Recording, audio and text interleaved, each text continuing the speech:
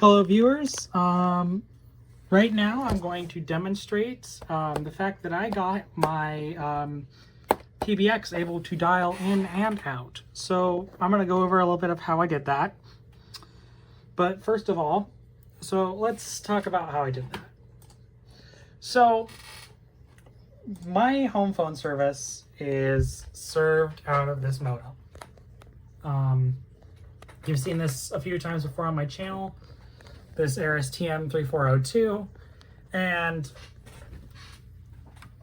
ignoring this because this is an important part of it, this gray wire goes out into the phones and goes back behind that banker's box right there into a jack.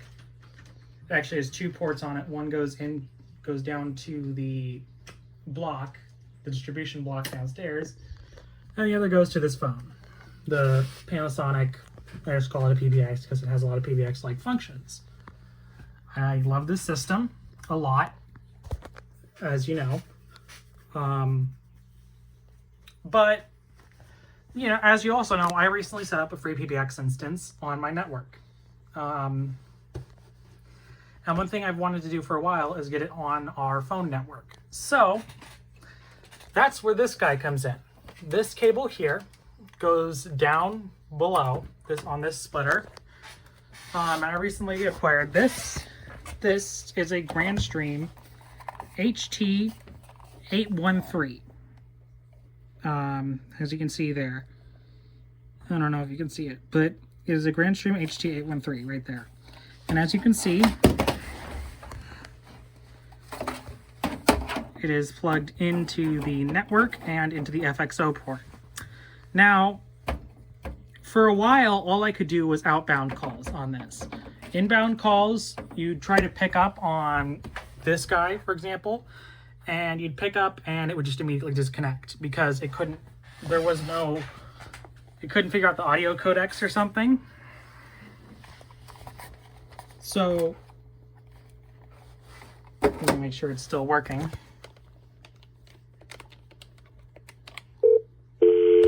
Okay. So you dial 402 on these and it opens out an external phone line for you. Now, when it comes in, it rings a ring group that rings up this phone. This phone right now is not really meant to be up here. I had it up here because I was going to try to program something. Because initially when I programmed these, I programmed the BLFs, but they weren't doing they didn't do speed dials as well. Now, if I press a button, it's a speed dial as well.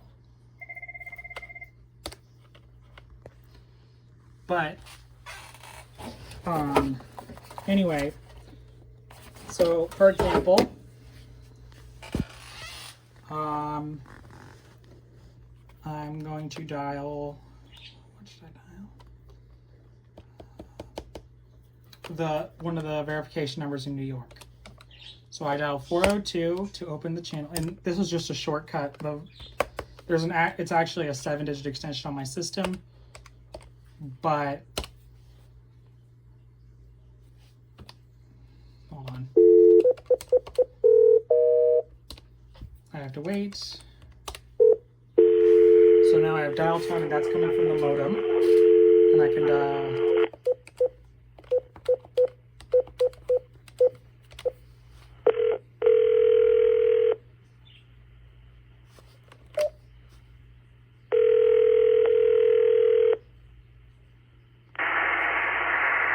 Congratulations, you've reached East 30th Street, DS1.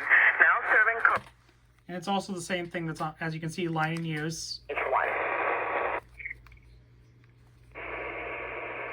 Congratulations, you've reached East 30th Street, DS1. Now serving 532-725-951. And it will disconnect. So, as you can see, it works like that. But inbound calls was the problem. But now I have a solution for that. So let me go over to my computer and call the house.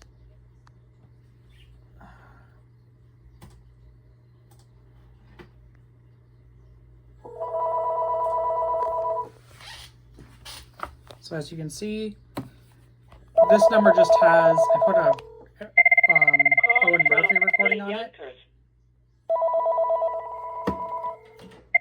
So after 2 rings, this starts ringing. Call from the Yonkers. As you can hear the computer. 402-884-8539. I didn't. Hold on. Right now. I picked up at the exact same. I picked up at the exact same time as the answering machine, and when you do that, it doesn't actually detect that you picked up and actually drop the answering machine. That's just something that does. But I'm connected to my Google Voice, and I'm not going to show you the session because I don't want to show my phone number. This is all you're going to get, and this doesn't even ring anything usually. But as you can see, I got caller ID. And if you're wondering, this V in brackets means that the number is verified by Stir Shaken. If it was a spam number, it would have spam question mark in front of it. That's how Cox handles Stir Shaken. But anyway, I am connected across the board here.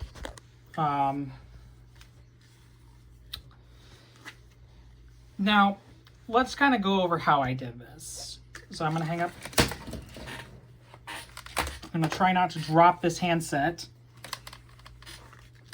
All right, I'm going to hang up the phone.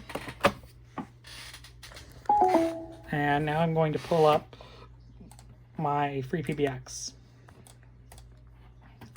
So, as you can see, this extension right here is the dial-in portal. Now,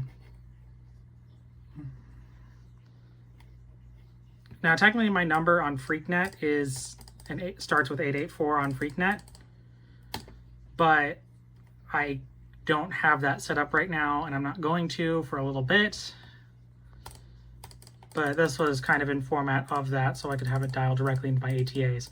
Right now, it's not set up like that again. So 8515 is the FXS port on my Grand Stream. 8539 is the FXO port, or not the FXO, it's the corded phone downstairs, just the corded inlet. This is the inbound, and this is the cordless. So now if I go over here, I also have a trunk named Grand Stream, and this is also green. Now here is how I configured this. Let's go into trunks. So first, there's a trunk. If I go to PJ SIP settings, this is how it's configured. So just match the credentials that I gave the box. I'm not going to show the box config right now. But then if I also go into extensions, and go over to, I have the exact same information. Now, here's why that's important. So initially, when I configured this, when I got this box, it only had this, and this would only allow me to dial out. And then if it tried to ring in on this extension, so when it rings in on this extension, it dials a virtual extension on the system. 01015. And that goes to a time group in this case. And this just automatically forwards to a ring group or a time group, depending on what time it is and everything.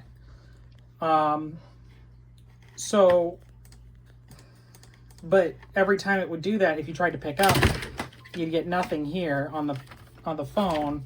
In fact, it would hang up. And on the other end, you'd just get dead silence if it picked up like an IVR. So that was just having it register as an extension wasn't working. So then I tried registering it as just a trunk. I appended a 4 on the end of this, as you can see in the password. And that is what I used to log into the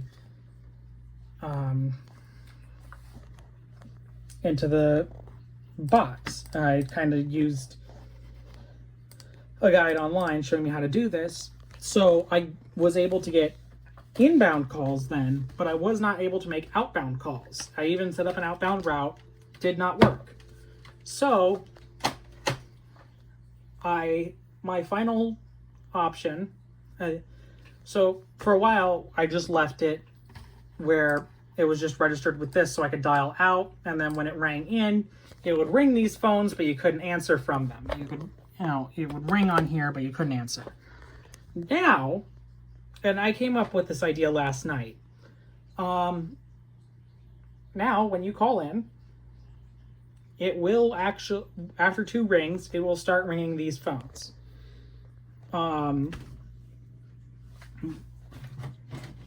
These phones, of course, will ring regardless because they are directly connected to the line. I do not intend to change that because I'm not the only one that uses these, whereas I'm mostly the only one that uses these phones right now.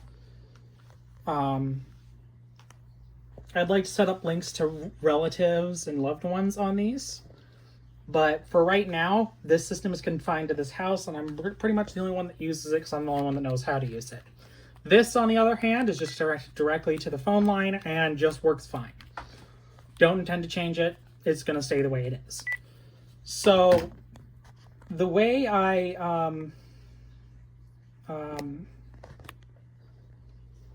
now I'm handling incoming calls is, as you can, so let's demonstrate it. I'm going to pause the video and I'm going to pull back up my Google Voice and I'm going to call back the house. All right, phone's ringing. We're on second ring. We have caller ID. Call from the Yonkers. And here it comes in. Call from the Yonkers. Call. I accidentally screwed that up. Hold on. Let me try that again. All right, so we're ringing again. Ringing. Call from the Yonkers. Had to cut the recording off because personal identified PII was about to be mentioned, so can't have that going out. All right, let's try that again.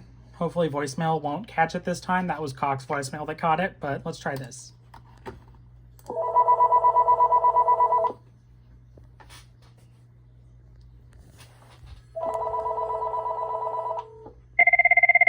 from the Yonkers. So I'm connected. And I can transfer, I can hold.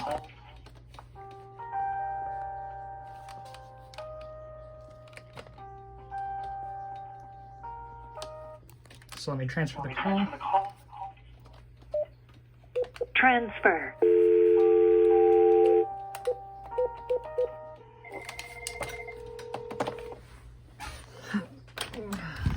So I have the call over here. Over here. And yeah.